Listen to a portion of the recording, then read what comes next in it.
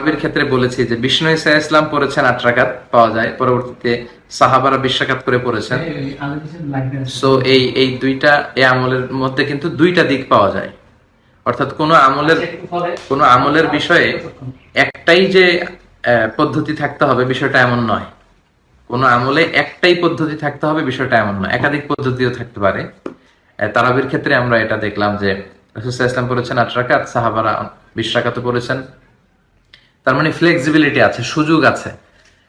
এখানে কোয়ান্টিটিটা ধর্তব্য না, মানে কয় রাকাত পড়েছেন এটা ধর্তব্য না, বরং কোয়ালিটি কতটা সুন্দরভাবে। দেশে তারাবি পড়ে, এটা আসলে না, এটা ঠিক না। হাদিসে এসেছে রুব্বা কারিন লিল কোরআন ওয়াল কোরআন ইয়ালআনুহু। অনেক কোরআনের কারি আছে যে এই কারীদেরকে কোরআন লানত করে, খুব স্পিডে পড়ে। এই দ্রুত কোরআন পড়া যাবে না, এতে কোরআনের যে রহমত এটা না পেয়ে কোরআন আমাদেরকে লানত করছে, অভিশাপ দিচ্ছে। আমরা কোরআনের অভিশাপের মধ্যে যেন না পড়ে যাই। এজন্য সালাতুত তারাবি ধীরস্থির ভাবে হতে হবে, আপনার যতটুকু সাধ্যে করলেন। 8 রাকাত 20 রাকাত, একদিন হয়তো আপনার এত ভালো লাগতেছে নামাজে শুধু মজাই পাচ্ছেন, আপনি 20 রাকাতের পরে আরো 2-4 রাকাত পড়েন না, কোনো সমস্যা নাই, কিয়ামুল লাইল করেন, কোনো সমস্যা নেই। তো আমরা বলছিলাম যে তারাবির সালাতে কোয়ান্টিটিটা লক্ষণীয় নয়, লক্ষণীয় হচ্ছে কোয়ালিটি। আপনি কত স্মুথলি, আপনার রুকুটা কত সুন্দর হচ্ছে, কত দীর্ঘ সময় আপনি সেজদায় পড়ে থাকছেন, এটা।